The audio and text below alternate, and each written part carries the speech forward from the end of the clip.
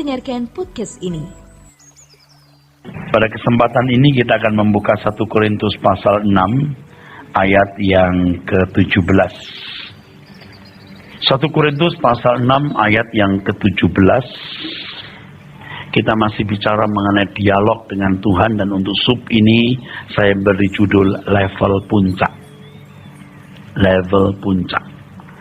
Yohanes pasal 17 ayat 21 itu juga akan menjadi ayat yang penting yang kita akan pelajari nanti. Sekarang 1 Korintus 6 ayat 17 kita baca dulu, saudara. 1 Korintus 6 ayatnya yang ke-17. Tetapi siapa yang mengikatkan dirinya pada Tuhan menjadi satu roh dengan Dia. Saudara sekalian, Alkitab menunjukkan bahwa orang yang mengikatkan dirinya dengan Tuhan menjadi satu roh dengan Dia. Satu roh. Satu roh ini berarti satu spirit, satu gairah. Satu cara berpikir. Sama dalam mindset. Tentu dalam mengambil tindakan dan keputusan-keputusan menjadi sama. Menjadi sinkron. Mengikatkan diri, saudara. Dalam bahasa aslinya kolomenos. Kolomenos artinya join. Join. Dalam terjemahan lama, Alkitab terjemahan lama, kata kolomenos diterjemahkan melekat. Melekat. Dalam salah satu terjemahan bahasa Inggris diterjemahkan, but he that is joined unto the Lord is one spirit. Nah, nas ini, ayat ini, teks ini ditulis berkenaan dengan peringatan terhadap dosa percabulan dengan perempuan sundal, atau dosa bersundal dengan perempuan sundal atau pelacur. Orang yang melakukan dosa percabulan dengan perempuan sundal menjadi satu daging. Kenasisan itu melekat dalam dagingnya. Rupanya hal ini analogi dengan persekutuan bersama Tuhan. Orang yang melekat dengan Tuhan akan menjadi satu dengan Tuhan. Dan keterlekatan ini menjadi sesuatu yang bersifat permanen. Jadi persekutuan dengan Tuhan bukanlah persekutuan yang boleh putus nyambung. Kadang-kadang putus, kadang-kadang nyambung. Bukan begitu. Tuhan mengendaki sebuah keadaan putus sama sekali atau nyambung terus. Jadi kalau seseorang serius hendak bersekutu dengan Tuhan, harus menerima hukum ini, saudara. Nah, kalau sekarang Tuhan masih memberi kesempatan kita untuk nyambung, sekalipun sering kita melukai hati Tuhan, kita tidak serius untuk mengerti pikiran dan perasaannya melalui kebenaran firman. Jadi selalu mendukakan. Tuhan memberikan kita satu rentang waktu. Jika rentang waktu itu habis, ya, putus selamanya. Jadi jangan berpikir putus nyambung, enggak. Mau putus, kalau nyambung terus. Nah, kalau sekarang Tuhan bersama-sama dengan kita, sekalipun kita, saudaraku, melakukan banyak hal yang tidak sesuai dengan kehendak Tuhan, banyak keputusan dan pilihan-pilihan kita yang tidak sesuai dengan Tuhan, Tuhan panjang sabar. Namanya panjang, saudara, tetap ada batasnya. Sepanjang apapun namanya panjang, ada batasnya. Nah, join, menos, melekat. Ini bukan sesuatu yang sederhana, saudara. Tetapi sesuatu yang sebenarnya sangat luar biasa. Walaupun ini adalah hal yang mesti natural terjadi dalam hidup anak-anak Tuhan. Maksud saya tidak sederhana itu adalah bukan sesuatu yang mudah diperoleh.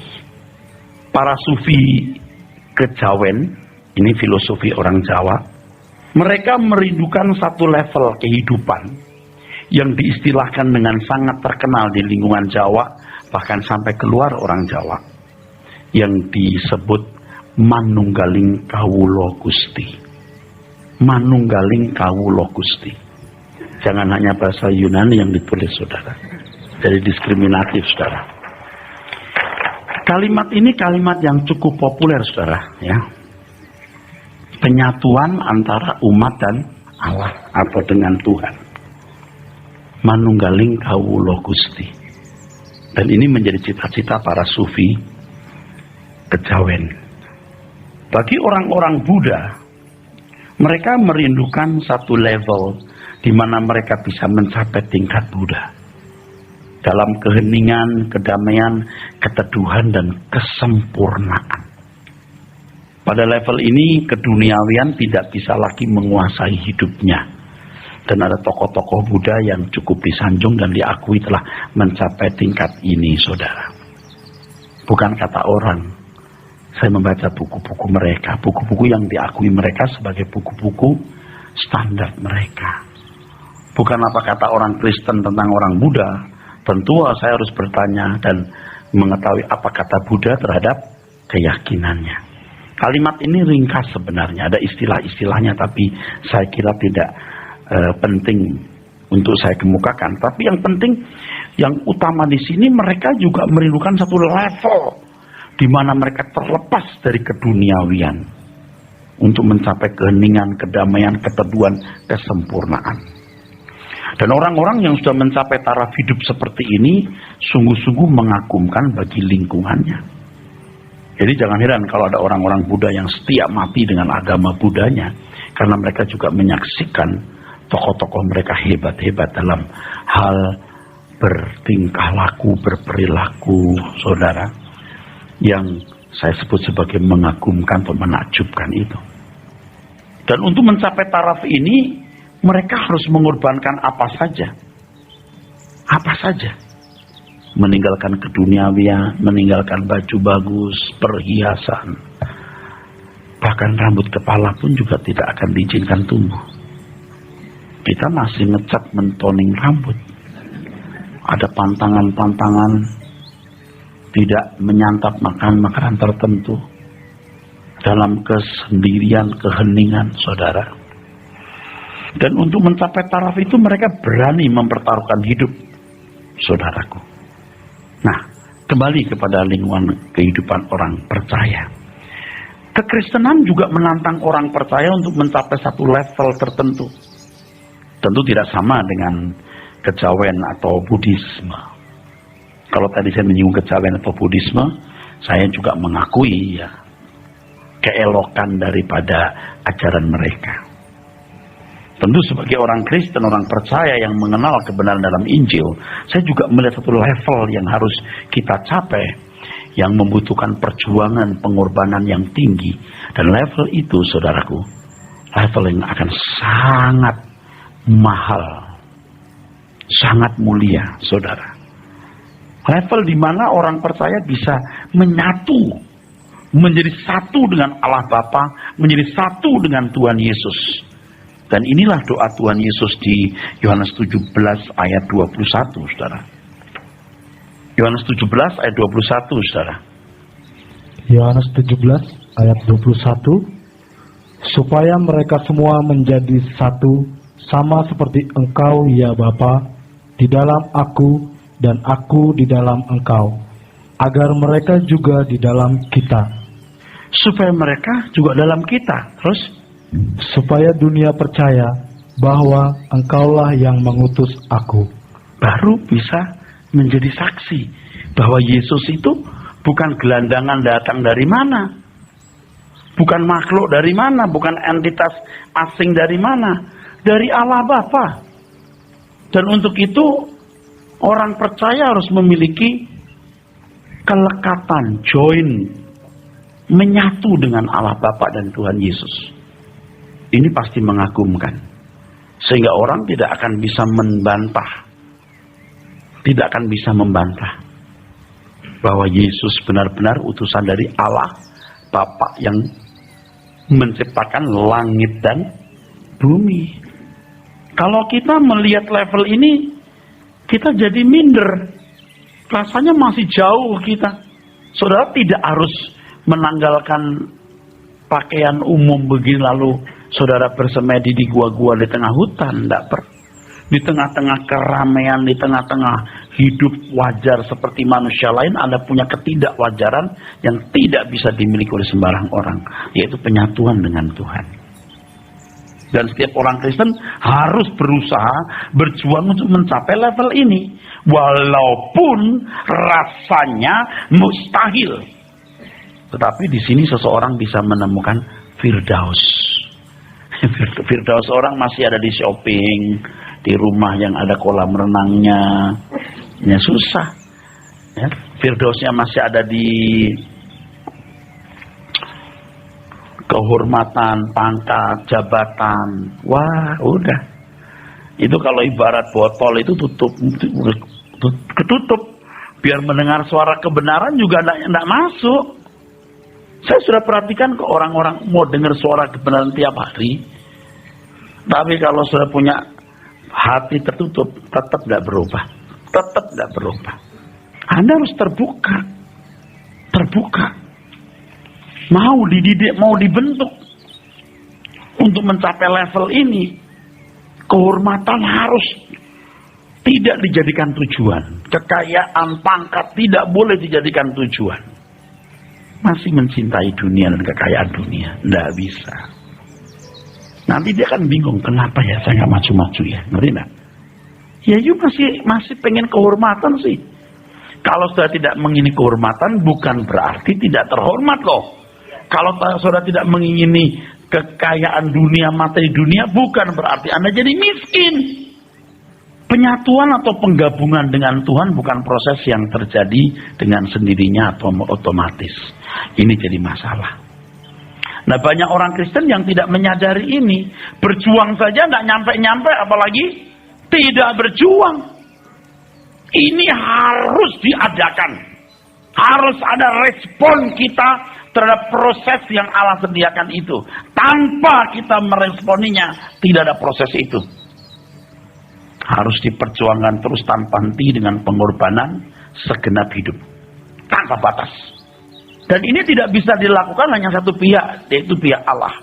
Harus juga dari pihak manusia, saudara dan saya. Yang pertama, kita harus sungguh-sungguh merindukan hal ini sebagai suatu nilai yang melampaui segala nilai. Sehingga kita memperjuangkan tanpa keberatan sama sekali. Kalau di cerita-cerita film atau di fakta kehidupan juga terjadi, ada kekayaan yang katanya ada dasar laut mana gitu, atau di tengah hutan mana gitu. Orang mempertaruhkan nyawa loh demi itu. Ngerti saudara? Iya loh. Orang mau jadi juara tinju, juara golf, atau salah satu cabang olahraga. Orang mempertaruhkan loh hari-hari hidupnya, menit, jam-jam, bulan, tahun-tahunnya untuk itu.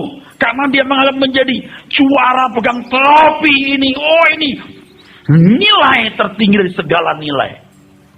Nah, sekarang saudara menganggap ini sebagai sesuatu yang bernilai enggak? Kalau enggak, ya banyak hal yang saudara akan buru, banyak hal yang saudara akan kejar, saudaraku. Saya sudah katakan bahwa seseorang tidak akan bisa berdialog dengan Tuhan kalau pikirannya nggak diisi oleh pikiran Tuhan. Siapa yang mengisi pikiranmu, dengan dia kamu bercakap-cakap.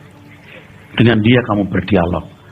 Sekarang kalau tiap minggu cuma mengatakan Allah baik dan luar biasa, uteknya diisi apa? Pikirannya diisi apa? Allah itu baik, baik benar, tapi baik yang bagaimana? Nah, saudara, makanya saudara mencari Tuhan itu tidak bisa setengah-setengah. Nah, yang pikirannya bengkok berkata begini, ya kalau kita begitu kapan kita kerja, Pak? Saya menanya, kalau Anda punya hobi misalnya apa, mancing, Anda masih bisa kerja nggak? Masih bisa sukses nggak? Bisa. Kenapa nggak bisa sekarang untuk mencari ini? Jangan begitu. Dasar bengkok hatimu. Nyatanya bisnis juga berhasil. Tapi hobi you apa dah? Masih bisa juga dikerjakan, entah musik, entah main musik, entah golf, entah apa. Bisa. Bola, apa masih bisa. Pulang dari kantor nggak pulang main futsal, betul nggak? Sabtu udah main futsal, Minggu main futsal, bisa kok.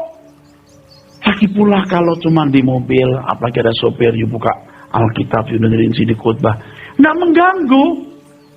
Nah masalahnya Anda punya nggak itu gairah itu, kerinduan itu untuk berjuang mencapai level manunggaling kawula Gusti, kalau pakai bahasa sufinya orang Kejawen, menyatu dengan Tuhan. Kalau pakai bahasa kita kolomenos. Sebab ini adalah kebutuhan yang tidak bisa digantikan dengan apapun juga. Jangan sampai saudara pinter-pinter, ganteng-ganteng, cantik-cantik masuk neraka ya. Ya, jangan sampai saudara. Saudara pasti banyak masalah dan pikiran saudara disita oleh masalah-masalah itu. Saya ngerti, semua kita punya masalah. Belum tentu masalah saya saudara lebih kecil dari masalah saya. Tapi yang ini loh, ini penting. Aduh saudara, sambil saya mempersiapkan khotbah ini saya begitu happy saudara. Sesekali saya berhenti dari mempersiapkan khotbah, memandang monitor komputer saya berdoa lagi, saya ambil gitar, saya nyanyi lagi. Aduh Tuhan, aku mengalah semesta alam yang menciptakan langit dan bumi. Boleh ku panggil Bapa dan aku boleh menyatu dengan Bapa. Aku bersyukur Tuhan. Itu harta. Tapi kan kita sadar pikiran kita ini kadang-kadang masih miring sana miring sini, ya enggak? Betul enggak? Kita kan belum sempurna. Aku harus sempurna. Pikiranku tidak boleh diisi oleh yang lain kecuali kebenaran. Sebab siapa yang mengisi pikiranku, dengan dia aku berdialog. Tiap hari pikirannya bagaimana punya ini, punya itu dengan barang dunia. Dia bisa ngomong sama Tuhan apa? Nggak bisa. Nggak nyambung. Sementara Anda berkarir, sementara Anda bekerja, berkarir, saudara bisa mengejar ini, bisa. Warnai jiwamu dengan kebenaran, baru bisa menjadikan Tuhan Firdaus. Saudara mau cari apa hidup ini? Anda mau punya mobil mewah seberapa sih bisa menikmati? Makan enak seberapa sih juga? Coba realistislah berpikir saudaraku. Yang saya takutkan kalau bejana hatimu sudah terlalu banyak diisi dengan perkara dunia, sampai Anda nggak akan bisa memberi tempat lagi untuk kebenaran Tuhan. Artinya nggak pernah nyambung selamanya dengan Tuhan. Udah terlalu rusak. Sudah porneia, perselingkuhan yang merusak hakikat hubungan dua-dua itu. Porneia. Merusak perselingkuhan yang merusak hakikat hubungan dua pribadi. Hei kamu yang tidak setia, tidak tahukah kamu persahabatan dengan dunia, permusuhan dengan Allah. Itu masih belum purneia loh. Belum. Moikeu. Jadi masih ada kesempatan untuk balik. Betul? Kenapa saya berkata begitu? Selain teks itu, kalau Tuhan masih ngomel sama anaknya, Tuhan masih beri kesempatan dia balik. Betul? Kalau sudah tidak ngomel lagi, diem, udah selamat jalan. Kalau sampai orang tua diem, ada tetangga bilang gini, gimana bu anaknya? Ya udah nggak apa-apa. Gimana? Udah nggak usah. Udah nggak mau ngomong. Dan saya punya karakter agak mirip seperti itu, saudara. Artinya begini, saya sabar loh, lumayan sabar, belum temperamen saya tinggi, tapi saya lumayan sabar. Tapi kalau sudah patah, saya susah bisa dibalikin. Istri saya paling tahu. Dia bilang gini, kamu tuh lebih kejam dari saya. Kamu itu bisa lebih kejam dari saya. Ya, istri saya berapa kali ngomong gitu. Kalau saya masih ngomong, kalau kamu udah patah, kamu diem, tapi kamu udah gak mau lihat dia. Kadang-kadang orang pikir saya dalam pengembalaan ini kurang tegas gitu. Dia pengen lihat keberanian saya ribut sama orang. Itu yang saya hindari, saya gak mau ribut. Tapi begitu patah, saya gak mau nengok. Gak perlu saya takut siapa-siapa, saya takut Tuhan. Jadi saya bisa ngerti ya, kalau Tuhan sampai patah, jebret, gak nengok kita. Aduh Tuhan, tolong Tuhan, ampuni aku Tuhan. Jangan sampai aku melukai engkau, mendukakan engkau terus-menerus, lalu engkau tidak menoleh kepadaku. Saudara, itu saya kira banyak yang di satu wilayah berbahaya, di daerah rawan sudah, danger zone. Tapi Anda gak menyadari danger zone saudara. Anda kurang giat melarikan diri. Ibarat ini jurang itu, Anda udah ke bawah tinggal jeblok jatuh. Anda harus kerja keras buat lari dari jurang itu, dari jeram itu. Tapi Anda nggak lari. Anda pikir nggak apa-apa gitu. Ya, gua mau menghindari. Tapi nggak signifikan, yuk ketarik terus. Anda nggak dengar saya ngomong ya? Bukan saya mau dihargai, ini firman Tuhan loh. Kalau sampai Tuhan berkata, aku tidak kenal kamu, bahaya loh. Kejar saudara, kejar saudara. Nah, fakta yang banyak terjadi adalah Tuhan begitu aktif hendak mengajak kita menyatu, tetapi orang Kristen tidak serius menyambut ajakan Tuhan tersebut. Banyak orang Kristen tidak reaktif, responsif terhadap ajakan Tuhan tersebut. Sehingga Tuhan seperti bertepuk sebelah tangan. Nanti kalau ketemu Tuhan dalam kemuliaan, sudah berteriak, Tuhan, Tuhan. Lalu Tuhan berkata, aku tidak kenal kamu. Gimana? Kenapa sekarang kita tidak memburu Tuhan habis-habisan? Kenapa? Apa beratnya sih? Lalu banyak orang Kristen karena pengertian yang pendek, yang picik, yang miskin, mengharapkan proses penyatuan dengan Tuhan bisa terjadi dengan sendirinya tanpa kerja keras dan perjuangan.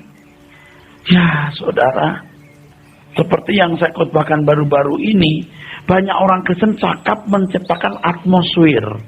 Itu namanya pseudo cinta kepada Tuhan, pseudo hadirat Allah yang palsu.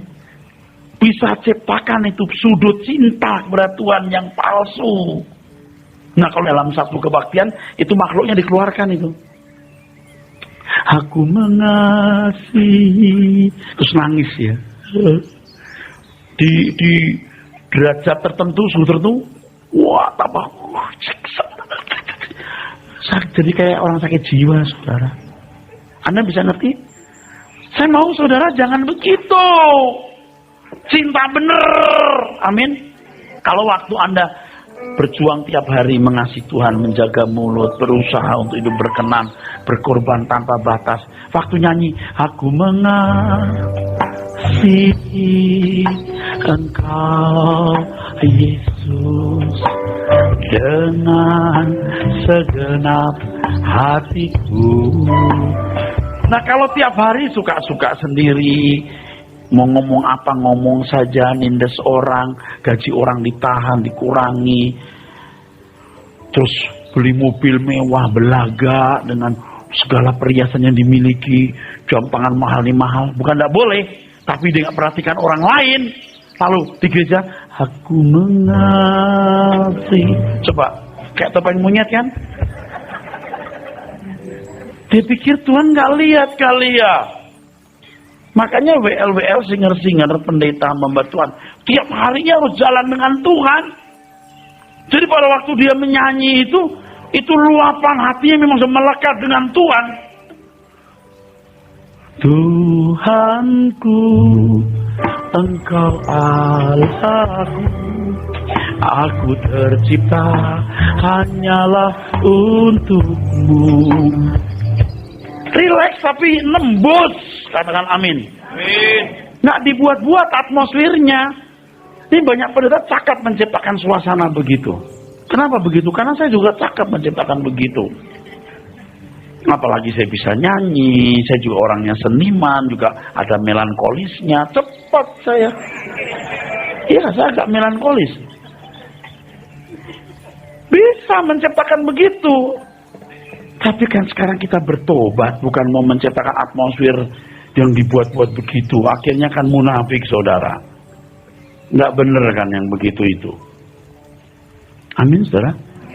Harus belajar dengan benar. Jadi pada waktu saudara menyanyi, Tuhanku, Engkau Allahku, aku tercipta hanyalah untukmu. Ada kemesraannya, romantisme, rohaninya ada. Bukan cuma menyanyi. Apalagi yang biar suaranya bagus kedengeran gitu. Udah ketahuan. Ini show ini. Nah, karena tidak pernah belajar berjuang untuk mewujudkan sebuah penyatuan dengan Tuhan dengan segala usaha, Maka banyak orang Kristen yang tidak mengalami realisasi itu dan memandang bahwa itu anugerah Tuhan yang hanya dikhususkan orang-orang tertentu. Bahwa persekutuan yang intim dan eksklusif dengan Tuhan hanya milik orang-orang tertentu. Belum lagi ditambah dengan orang-orang yang dikit-dikit berkata, Tuhan berbicara kepada saya. Terus dia bercanda dengan Tuhan begini-begini. Tuhan juga bagus. Dia pikir Tuhan temennya waktu sekolah kelas 3 SD dulu. Saya bukan menolak, Tuhan itu juga ceria, juga bisa bikin joke yang kudus, saya yakin. Tapi nggak kayak begitu kali. Sampai wibawa Tuhan jadi rusak sama sekali loh saudaraku. Aduh. Dan saya tahu kalau orang udah biasa menggunakan itu kalimat Tuhan berbicara, Tuhan pesan ini pesan itu. Kalau khotbah nggak begitu, nggak khotbah. Tuhan bicara setiap saat kepada kita. Amin. Saya tanya, saudara setelah mendengar firman Tuhan, suara kebenaran, Anda kan mulai punya kecerdasan-kecerdasan tertentu kan? Itu suara Tuhan oleh firman. Oleh firman dalam pikiran saudara. Siapa yang mengisi pikiranmu dengan dia, kamu berdialog. Anda masih bersama saya? Bukan soal-soal yang tidak prinsip lalu diucapkan bisa. Tapi nggak perlu ngomong untuk orang lain. Apa maksud lo? Akhir-akhir ini ada SMS. Sebenarnya pendeta itu sudah bernubuat bahwa pesawat Sukhoi akan jatuh. Hayal lo jatuh baru ngomong. Seandainya bener lo ngomong tujuannya apa? Biar dapat nilai toh? Sorry deh. Kampungan gitu. Seandainya iya, dari dulu you ngomong deh. You ngomong deh. Sekarang kalau Tuhan mau berbuat sesuatu di luar kemampuan manusia, tahu nggak itu keluarga kurban itu berkata kami sudah rela, ya kami sudah nerima, betul nggak? Dengan kesaksian begini, buset Tuhan kasih tahu sama gua, paham nggak? Ini kampungan bener dah saudaraku. Nggak ada loh cara-cara begitu saudara. Oke, you kasih tahu. Mungkin Tuhan bilang jangan kasih tahu, diam aja. Ya udah. Sekarang lo jatuh, lu baru ngomong lagi. Makanya kalau orang-orang Indonesia yang nggak cerdas-cerdas, yang suka mistik-mistik, wah langsung ngerti nggak pendeta ini sudah pernah bersaksi. Nggak usah ikut-ikut yang begitu. Kasih SMS nggak usah didengerin. Jangan ngomong yang sembarangan, diem. Kita berdoa Tuhan beri penghiburan kepada keluarga yang berduka cita. That's it, stop. Kalau you mau lebih kasihan lagi, you bantu secara finansial. Jangan banyak mulut. Udah dinubuatkan, tahu nggak? Coba lihat ke anak kecil tuh. Hah? Itu karena pilotnya sombong. Yang boten. Aduh. Semua kita harus mengalami satu keintiman, eksklusivitas, hubungan dengan Tuhan. Penyatuan dengan Tuhan. Jangan puas dengan level rohani yang Anda miliki hari ini. Jangan puas. Bertumbuhlah. Melekat dengan Tuhan. Kolomenos. Ingat ini. Menyatu dengan Tuhan. Jadi kekasih. Menyatu dengan Tuhan. Nanti saudara bisa melihat ya, orang yang bergaul dengan Tuhan nggak akan banyak ngomong Tuhan bicara, Tuhan bicara. Tapi keteduhan jiwanya menunjukkan dia bergaul dengan Allah. Justru yang ngumbar ngomong, Tuhan ngomong sama saya. Tadi Tuhan ngelitikin saya. Itu gelitik. Yang begitu-begitu nih percaya deh. Saya butuh duit saudara, jumlahnya sekian puluh juta, 300 sekian 33.000. Tuhan kasih pas. Demen banget gitu yang gitu-gitu. Aduh. Seandainya iya. Tuhan kasih berkat pas sampai rupiahnya pas, terus orang jadi gemes saya. Saya bukan mencela saudara, ini tidak benar. Tuhan kita bukan Tuhan yang begitu. Seandainya begitu, apa sih dampaknya untuk rohani kita? Oh, kagum, malah luar biasa. Ada berkat yang lebih mengagumkan, tahu nggak? Langit baru, bumi baru, dan kebenaran yang menggiring kamu sampai ke sana. Itu yang kita kagumi. Bukan saudara sekalian, saya butuh uang 15.550. Saya berdoa kepada Tuhan, dikirim pas sampai koma titiknya sama. Ya ampun, seandainya iya lalu apa sih? Seandainya begitu lalu apa hebatnya? Tahu nggak? Itu orang jual obat, saudara. Ini kalau yang melakukan ini dengar khotbah saya langsung tersinggung nih. Pak, yuk bertobat yuk. Itu nggak perlu diobral begitu. Ibu harus bertobat nih, ibu-ibu pembicaraan yang, aduh, ya nggak gitu tuh. Aku istimewa, aku berdoa dijawab. Aku istimewa. Terus cuma gini, lah gua nggak mau tahu gua yang istimewa. Ngerti nggak? Itu salah. Saya mau kasih tahu, Anda semua istimewa. Semua kita sama istimewa. Dia mau kasih kesan, aku istimewa loh. Pas. Tuhan tiap hari bicara kepada saya, bahkan tiap Sabtu di pinggir pantai. Anda ketawa kan? Padahal ada buku yang menulis begitu kan? Yang kesaksian tiap Sabtu dia dit sama Tuhan di pantai. Aduh, itu bukunya ada kan? Nggak tahu apa yang dilakukan di situ. Dia pikir Tuhan Yesus itu pacarnya dia sendiri, bukan milik gua. Lalu yang lain terserah situ, dia dit sama gua. Di buku itu ditulis dan buku itu ada di toko buku. Laku itu. Kesaksian itu buat dia tiap Sabtu apa ketemu kan? Ya ampun dah. Saya udah berapa kali dengar orang cerita.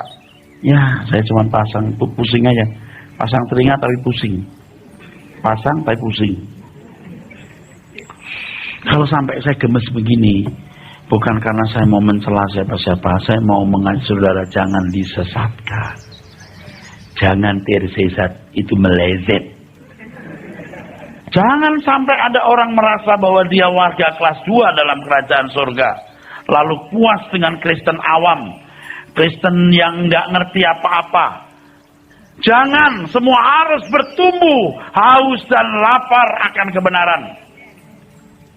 Penyatuan dengan Tuhan, di mana seorang memiliki peluang untuk bercakap-cakap atau dialog dengan Tuhan, itu bukan monopoli orang yang mengaku pendeta, hamba Tuhan, atau orang-orang khusus.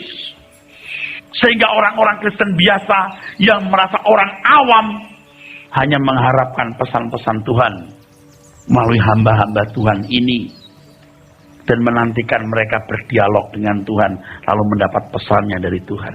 Betapa ini merugikan, saudara. Setiap kita harus bisa berdialog dengan Tuhan setiap saat. Tapi tidak usah bicara kepada orang. Semalam Tuhan ngomong sama saya loh. Yang begitu-begitu justru Allah jangan percaya deh. Bukan tidak boleh 1 kali 2 kali Anda mengatakan saya dapat pesan dari Tuhan begini, bersaksi. Boleh. Tapi kalau sering-sering itu, dia mencari nilai diri. Dia nggak punya apa-apa. Yang dia punya cuma itu. Rata-rata yang begitu hamba Tuhan yang berpendidikan. Kalau berpendidikan tinggi bidang lain, teologi yang nggak belajar. Perhatikan tuh. Oke? Dan orang-orang cerdas.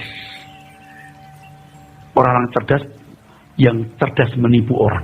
Tahu? Cerdas menipu orang. Yang keempat, nekat menipu orang. Dan di Indonesia ini kalau ada pendeta yang psikopat kayak begitu, laku. Nekat aja pokoknya. Nah, kalau saya dianggap salah, you break saja orang-orang yang lihat. Tidak membuat jemaat berpusat atau berporos kepada Tuhan. Kepada hamba Tuhan itu. Lalu nanti kasih pesan.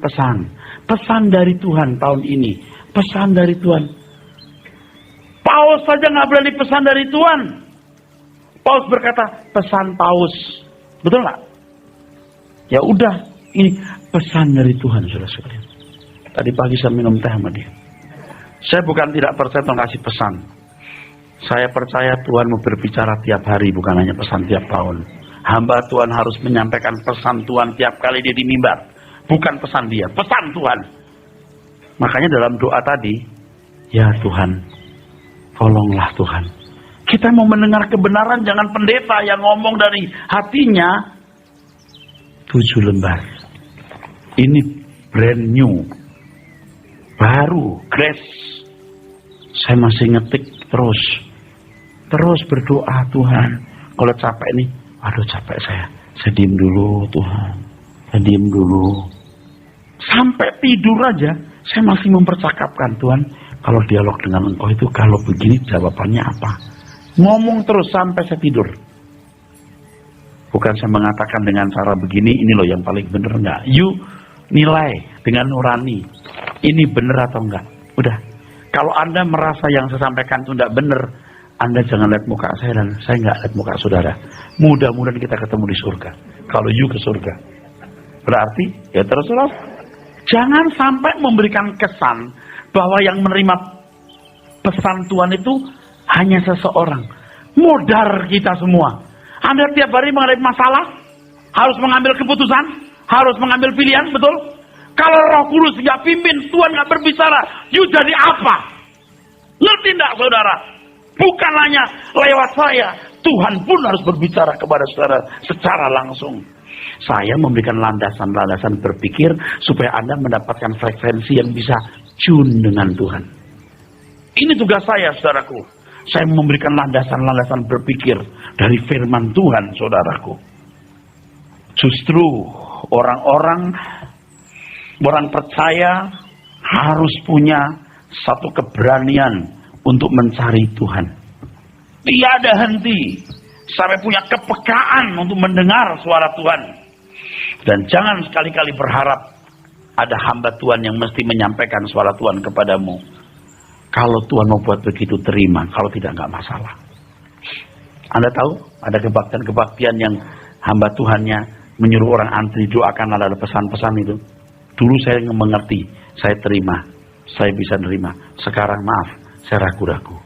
Dan kalau mau jujur ngomong, itu salah. Kalaupun terpaksa harus begitu, bisa. Tapi langka sekali. Yang ideal adalah setiap orang punya landasan berpikir yang benar dan langsung mendengar berita Tuhan. Makanya nih, banyak orang Kristen nih, aduh mudah-mudahan aku ditumpangin tangan Pak Eras. Lalu Pak Eras bernubuat, aduh, tahun ini Tuhan anugerahkan pemulihan kepadamu. Apa yang telah dirampas oleh setan kuasa iblis akan dikembalikan kepada berlipat kali ganda. Haleluya, haleluya. Tahun ini lewat enggak loh? Cuma dia nggak nuntut lagi tuh. Mesti direkam, dituntut. Banyak kesaksian-kesaksian kalau dituntut dicoba buktikan. Betul nggak sembuh? Betul nggak ada mujizat ini? Betul nggak ada keajaiban ini? Bahaya loh, saudara. Karena ini lingkungan gereja, lingkungan orang timur juga nggak ada verifikasi. Ada banyak kebohongan publik yang tidak dipersoalkan. Misalnya saya bilang begini misalnya. Saudara harus percaya Tuhan menyembuhkan. Jangan minum obat. Tuhan menyembuhkan.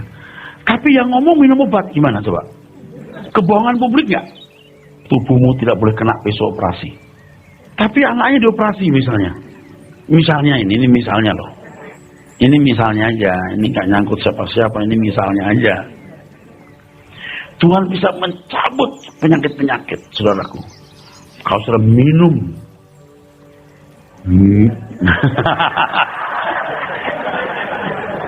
Kalau saudara ikut perjamuanku, saya minum perjamuanku, saya pimpin, Pak Eras pimpin. Itu saudara punya darah dialir. Sumbatan-sumbatan akan dilepaskan. Tidak boleh pasang ring. Itu menunjukkan imanmu yang lemah. Tapi saya diminum pasang ring. Gimana coba? Ini misalnya loh. Ini misalnya loh. Enggak nyuruh siapa-siapa. Ini contoh yang muncul di pikiran saya begitu. Tuhan mencukupi kebutuhan kita. Tapi pendeta ini minta-minta duit sama jemaat. Tuhan tuh kaya memberkati kita. Lalu dengan cara yang cerdas dia dapat duit dari jemaat. Orang kaya lebih diramahin supaya duitnya dapat. Ini misalnya bener ini sekarang ya kan. Loh ini misalnya kita jangan nyerang siapa-siapa. Ini misalnya. Misalnya itu maksudnya contoh ya, contoh. Nggak nyinggung siapa-siapa, ini contoh aja. Belum itu kesaksian yang saya tumpang tangan ke mobil dalam nama Yesus. Mobil berapa minggu kemudian, bulan kemudian, itu mobil di rumah saya ajaib. Dia nggak cerita gimana proses mobil itu dia dapat. Ini misalnya juga ini. Coba saudara, saya stres dengernya. Gimana bisa mobil mampir ke rumahmu? Urusan BPKB-nya gimana, STNK-nya? Pokoknya ajaib mujizat. Sekarang lihat di rumah saya, mobil yang satu tangan ada di situ. Gimana caranya? Ini kan penipuan, subjektivitas. Begini, kalau Anda tanya, Pak nggak usah nyebut begitu, ntar ada orang tersinggung. Saya mengakui banyak orang yang pikirannya itu pendek. Saya memberikan statement tanpa contoh nggak ngerti. Ini ngomong apa ya, maksudnya apa ya? Begitu ada contoh, oh ngono, baru tahu kan? Nah, makanya saya buat misalnya. Takut melukai orangnya, kita nggak mau melukai siapa-siapa. Jujur, nggak boleh. Kalau saya bilang anak saya dioperasi, saya bilang dioperasi. Jujur saja, nggak rendah kok. Anak saya dioperasi betul waktu ada apa namanya di sini kelenjar. Saya doakan masih ada kelenjar operasi, nggak masalah, nggak problem. Saya punya usus buntu pernah dioperasi, saya dioperasi, orang tahu dioperasi, nggak masalah. Apa yang saya tabur saya tuai, makan sembarangan, langsung naik trigliserid. Ya udah minum obat untuk menurunkan trigliseridnya. Sekarang hati-hati makan. Semua juga secara jujur, betul? Secara jujur, memang begitu. Tapi Pak, di Alkitab ada mujizat. Nah, saya jelaskan nanti, mujizat itu apa? Kenapa Tuhan mengadakan mujizat? Harus dijelaskan. Saya kira apa yang saya sampaikan jujur, saudaraku ya. Amin.